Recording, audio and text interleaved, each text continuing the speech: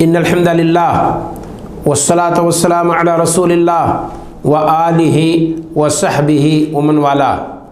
ناظرین کرام، شرک کے تعلق سے یہ تیسری کلپ ہے جسے میں ہدیہ ناظرین کر رہا ہوں۔ اللہ رب العالمین ہمیں اور آپ کو شرک کے مسائل کو سمجھنے اور اسے اچھی طرح سے پرکھنے اور کتاب و سنت میں جس طرح سے اسے بچنے کی دعوت دی گئی ہے، اللہ رب العالمین ہمیں اور آپ کو بچنے کی توفیق عطا فرمائے۔ یہاں اگر میں یہ سوال کروں کہ شرک کی مذمت عام طور پر ہر کوئی کرتا ہے، کتاب و سنت میں بھی سب سے زیادہ مذمت شرک کی گئی ہے۔ کیوں شرک سب سے بڑا گناہ ہے؟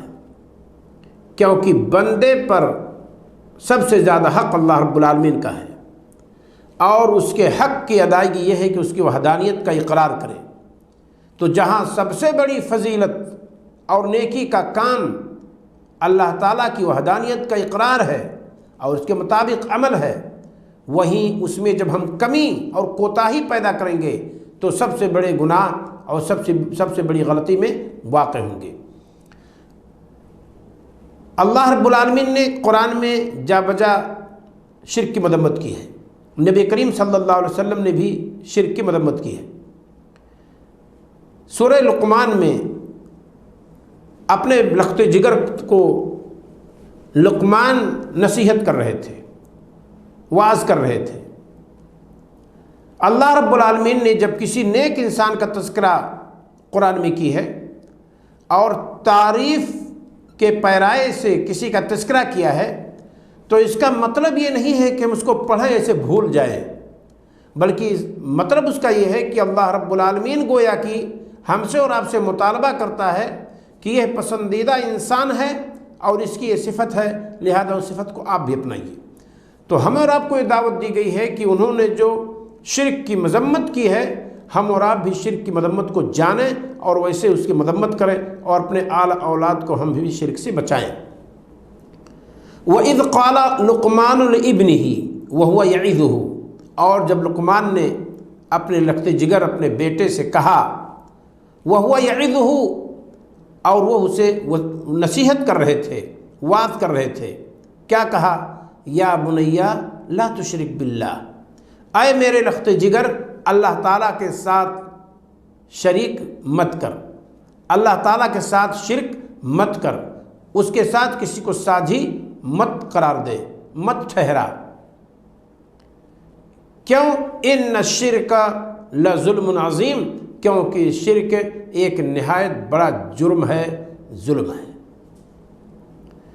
شرک کو ظلم کہا گیا ہے کیونکہ ظلم کہتے ہیں وضع الشیء فی غیر محلہ، کسی چیز کو اس کے مقام سے ہٹا دیا جائے۔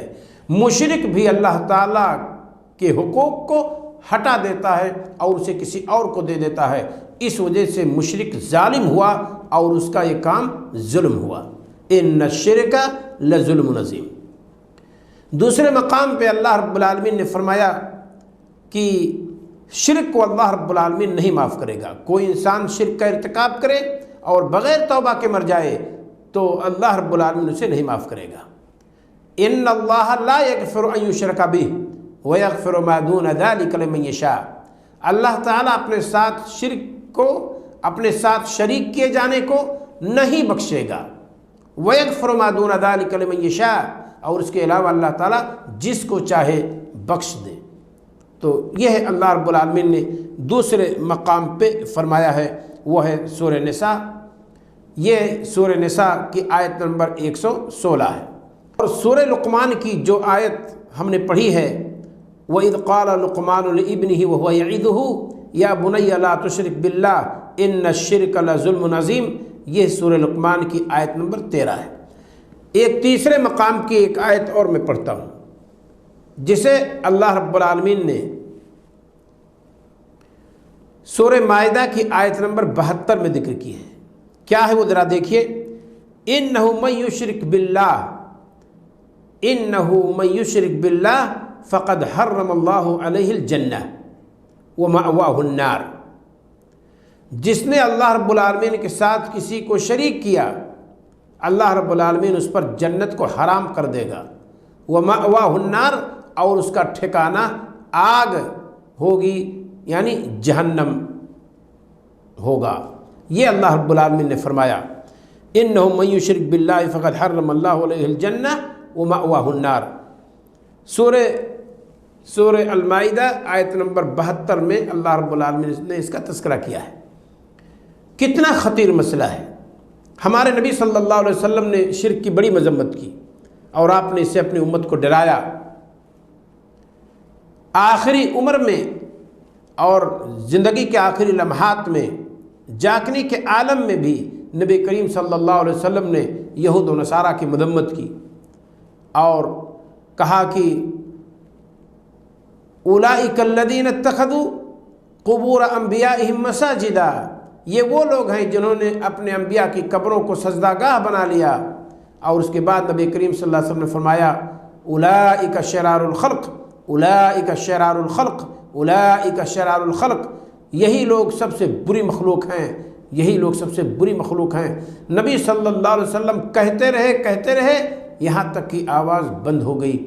غور کرنے کا مقام ہے، جس نبی نے شرک سے بچنے کی دعوت دی ہو اور کلمہ سے اپنی دعوت کا آغاز کیا ہو اور کہا ہو قولوا لا الہ، لوگوں کہو نہیں ہے کوئی معبود حقیقی الا اللہ، سوائے اللہ کے، جہاں ہمارے نبی صلی اللہ علیہ وسلم نے اپنے دعوت کا آغاز شرک سے بچنے سے کی ہو اور توحید کو اپنانے سے کی ہو، اور اپنی زندگی کے آخری لمحات میں جہاں اپنے ہمیں اور آپ کو شرک سے ڈرایا ہو، اس کے باوجود امت شرک کا کام کرے، یہ بہت افسوس کی بات ہے۔